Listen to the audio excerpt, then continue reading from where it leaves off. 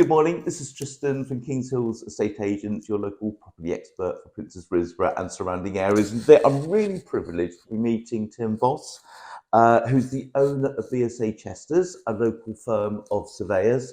And Tim, I've known you for about 30 years when you bought your first flat in Aylesbury through me, I believe. So Tim, I've been asked from a lot of people to ask questions about what is it like to be a surveyor. So I've got a couple of questions for you, if you don't mind me asking them to you. But could you just initially give me a little bit of information about you and your company? Yeah. So BSA Chesters, a firm of chartered building surveyors. Okay. And we've been trading since 1983. We provide building surveys, as well as that, advice on party wall matters, dilapidations, and building projects, architectural projects, that kind of thing. And we so based in Princes Risborough, covering surrounding areas and up to an hour away from Risborough. So can you explain to me the 3 or 4 different levels of surveys that exist now? Yeah.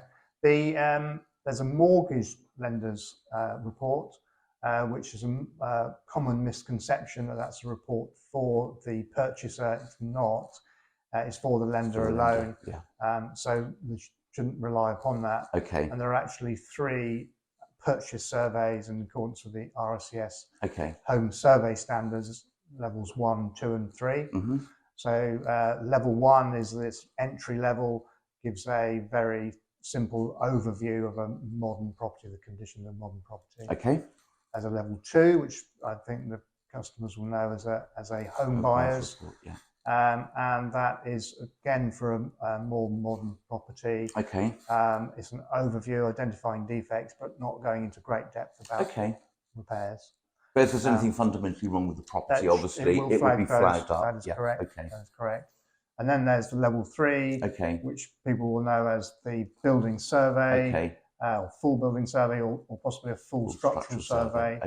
And that is a detailed bespoke report, including photographs generally, into how the building is put together, what are the current and future defects identified, as well as the options for repairs, and includes a review of the energy efficiency of the property. So in the event of you inspecting a property and there is a palpable level of damp, for example, not uncommon.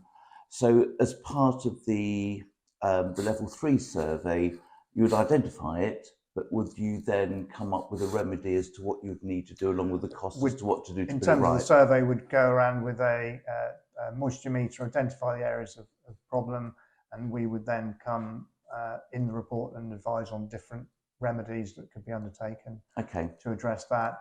And that then may mean going out to obtaining quotes for lowering ground levels, improving drainage, or damp proofing internally.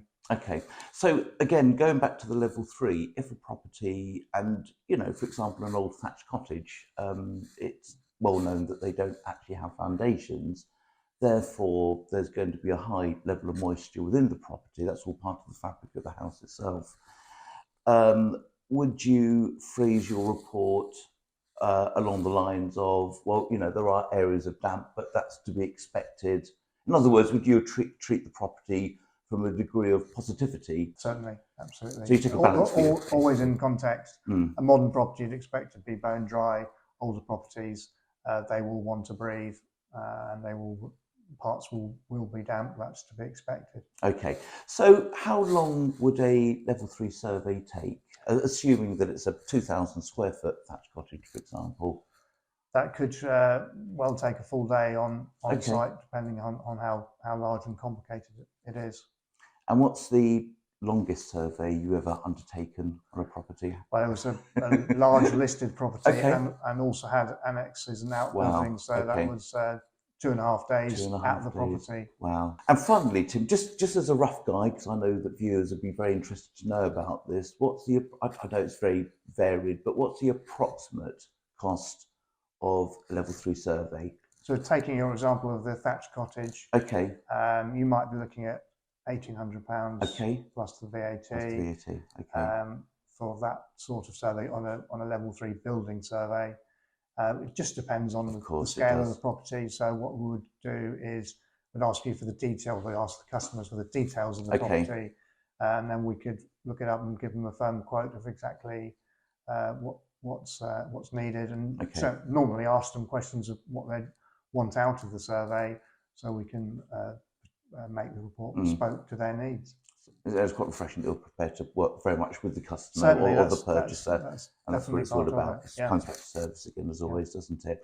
Okay, Tim, that's really useful. And Tim, I think, in all fairness, to put the situation into some sort of context, if a buyer is spending £2 million on a property, and the cost of a survey is roughly roundabout, we'll just round it up to £2,000, the percentage of a buyer knowing full well exactly what the property is, what it entails, what possible issues it might have, or what they don't need to worry about, the percentage of the cost of the survey against the purchase price, to me, is a bit of a no-brainer. Absolutely. Certainly, it would be crazy not to purchase have a survey on a thatched property without having a survey. I've known people who have actually done that, and I would never advise them to go down that particular route, but it has been known. Tim, that is really useful. Thank you so much. I really hope that's given anyone interested in surveys an insight as to what it's all about. I'm going to leave Tim's telephone number at the foot of the video. And if there's anything that you'd like to know that is survey related, please feel free to give them a call. And as always, if I can do anything to help, whether you're looking to buy or sell, I will leave my telephone number also after the video.